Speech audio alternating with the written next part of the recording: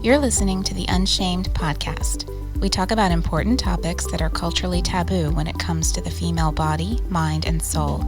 We want to break down shame that surrounds these topics so that women can be empowered in their everyday lives. Make sure to like and subscribe and share this with your friends. Hey, and welcome to the Unshamed podcast. I always want to say, like this weird urge to say, hey, all you cool cats and kittens. But Carol Baskin scares the crap out of me. Do you guys think she did it? I don't know. She might have done it. I don't know. Moving on. Anyway, Unshamed is sponsored by Zoe Community. Zoe works to train women to support other women who are in crisis pregnancy and bridge the gaps that exist between women wanting support and those who are trained to give it. At Unshamed, we're all about tackling the questions and topics that exist in our society about our minds, bodies, and souls, but things that are too taboo to talk about in normal conversation. I think the existence of that, those barriers, is where shame has a place to fester and mess up lives. So we're here to tackle those shame issues. So here we aren't afraid to go there. We ain't scared because no part of us is shameful or dirty.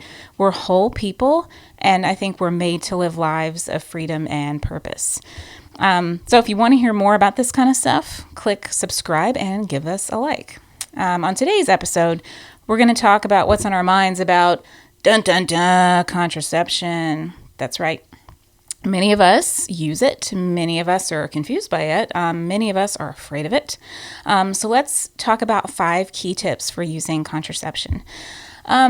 Before moving to the tropical paradise of Ireland, I think the sun is gone. Shoot. Oh, gone again. I used to work as a certified nurse midwife in a county health department in the United States. I helped women figure out the best types of contraception for them during my time there. So I'm going to share some things about that, or not about my job, but about contraception with you today. But first, we do need to talk about this bit because it's an important bit. So why are we talking about contraception? If you go to our Zoe website, zoecommunity.ie, it's pretty obvious that we're an organization that has a real life-affirming ethos for humans across the developmental spectrum, meaning we're a big fan of human life or human rights for all humans. So why aren't we kicking contraception to the curb? You know, some classically, I guess you'd call them pro-life groups, would say no contraception, period. Contraception can kill the tiniest of humans, the zygote. That means a fertilized egg. So let me just say this. There's a ton of controversy around this topic. We're going to talk about that actually on another episode. Tons. Believe me, I've read scores of articles from respected journals and some not so respected journals. Sometimes the research can be sound, but it can be a bit controversial. So it doesn't really get invited into some of the respected journals. So why the controversy? Here's the nutshell, version of it. So if you get pregnant while you're taking the pill, the patch, the ring, the shot, even the Mirena, even though that's rare, those things do not mess with an embryo that's already implanted in your uterus. So in other words, it's not going to cause a termination. That if anybody told you that, that'd be a lie. But what they're not 100% sure of is if contraception messes up an embryo's chance of making a home in your uterus. So if if an egg gets fertilized and then makes its way down to your uterus, it would go, I can't stay here. Oh my gosh. So in other words, there's a chance that the birth control could make the lining of your uterus too thin. That's a side effect of it for an embryo to set up camp. And it's lost. So if you're like me and you feel like human life starts at conception, this might be a problem. But many people feel like human life really starts at implantation when the little embryo makes its way down the fallopian tubes and officially parks itself in the uterus. I'm going to give you a link below where you can watch a YouTube video. This guy really explains the whole process of conception and implantation and everything really, really well. It's kind of, he uses scientific words, but he defines everything, and he draws it the whole time, so you can watch him drawing it, and it's really cool. Zoe Community does have a stance on contraception, which is use at your own discretion, just because nothing's really clear-cut, a lot of gray area. The answers in science really don't offer us absolute do this or do that. So it's murky as to whether or not hormonal contraception does more harm to human life than good. But here's the bottom line of why I feel like women need to be informed, is that it's a realistic way of preventing a lot of unwanted pregnancy termination. I think that's something kind of we can all get on board with, no matter what your worldview is. I'm a big fan, personally, of encouraging nonviolent solutions for humanity, anti-war, total hippie, etc. And from my perspective, from what we know about science, contraception can help reduce the loss of human life overall, which I find helpful. Side note, if you're taking, we're talking about contraception, that's also an interesting segue into the topic of knowing our own bodies, the menstrual cycle and all of its coolness. So that's actually another episode we're going to talk about later. If you want to hear more about this kind of stuff, definitely click subscribe so you don't miss anything. So I want to talk to you guys about knowing really how to pick out and use contraception that actually works for you, because I want to help you to avoid an unplanned pregnancy. We won't talk about the specific types of contraception. That's another episode as well. But some things that could be really helpful in helping you pick something out and helping you speak up about if something's not quite right. And hey, listen, segue again. In case your mama never told you, I'm about to. I gave this speech to all the teenagers at the health department because I really like awkward situations. If you're having sex with a man because you feel like he'd leave you otherwise, this is not the man for you. Not the man for you. Make sure you respect yourself, because sex is not supposed to be a chore. Write that down in your brain, underline it, remember it. Sex is not a chore. You're worth more than that, okay? Also, continuing rant, if your birth control fails, and it fails all the time, I've delivered babies who were born to moms who were taking the pill faithfully, and you're freaked out because you don't want a termination, but you also don't really know what to do, send us a message on the website, which I gave earlier to you, and there will be a link somewhere below. The only people who have access to those messages are me and 2 of our qualified psychotherapists on staff. We will just listen, and you tell us what you need. We'll help you with that. In the future, we'll have a larger group of trained volunteers who are qualified to listen and support and that kind of thing, but that's another conversation for another time. So let's move on to the 5 tips.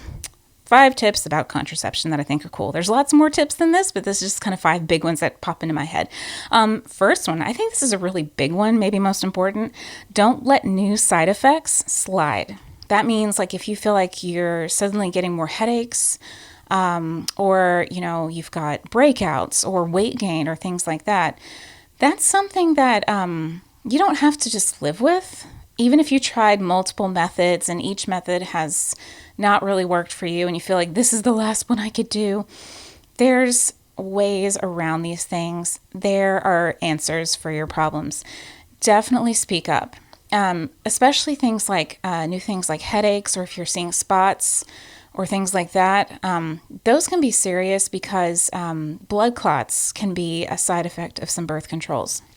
And so if you have new migraines or migraines that are getting worse, that's a serious thing, and we don't want to have you have a stroke. So don't ignore new headaches and new things like that. Make sure to get that checked out, because there's another method that you can try that'll work for you. Do not worry. It'll be okay.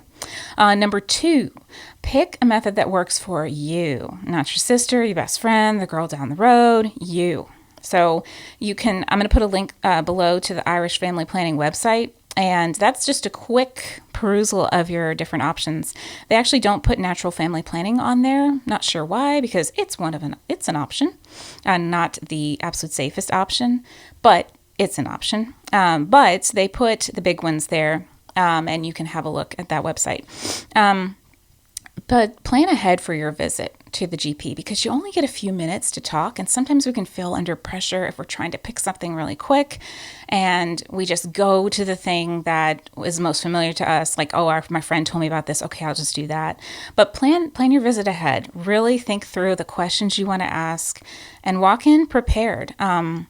Know what you want and what you don't want, and don't be afraid to speak up. It's really important because, a GP, they want the best for you. They want to help you pick the right method.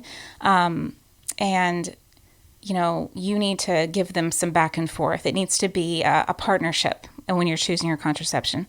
So don't take a method that you don't feel comfortable taking. That's really important. Everyone, also, this is tip number 3, everyone doesn't react to the same method the same way. So that kind of refers back to tip number 2. Just because your best friend felt great on the NuvaRing and was totally fine, I said that fast, NuvaRing, that's what I meant. You might not react the same way to the NuvaRing, and that's okay if you have a side effect but somebody else doesn't. That just means your body is unique. You just need to try something else, and it's going to be okay. This is number 4. If you're on the pill, you need to be great at remembering it every single day. If you're more than 24 hours late, or 12 hours if you're on the pill that only has progesterone, it actually takes a full week of being back on the pill to be fully protected again. So that means if you miss 4 pills a month or a pill a week, you might as well have just flushed the pack down the toilet, which is kind of like, oh, why was I doing this? So if you're having trouble remembering, speak up. Tell your GP right away, and they can help you get on something else that you won't have to remember. Believe me, I know the whole remembering fiasco. It's hard. It's difficult, especially if you're tired, if you're suddenly working longer hours, or if you have kids or anything like that, and your schedule's out of whack. It's hard to remember stuff. It's possible, we live in a day and age where you've got reminders all over the place, but I've forgotten things, even though my iPhone has screamed at me for 5 hours to do it. So, it happens. So, last one, tip number 5. If it's possible, if you feel comfortable with it and you're ready to go, ask your GP about long-acting reversible contraception, LARC for short. These include the IUD, so that means intrauterine device, or intrauterine system. Some people call it that if it has hormones. We call it the coil here, the Mirena, Jdes, or Kylena, or the one that has only copper in it, which is interesting, called Paragard. Those things are long-acting, but they're reversible fairly quickly. There's the Paragard, which is made out of copper, and it is actually pretty cool because scientists actually don't know how it works 100%, which is very weird that they figured this out, but they figured out that it works. They just don't know how. They think it works first by killing sperm and thickening cervical mucus, which is really, really an interesting thought to think about. But the mucus inside your cervix actually keeps sperm from getting up there. So this Paragard helps to do that.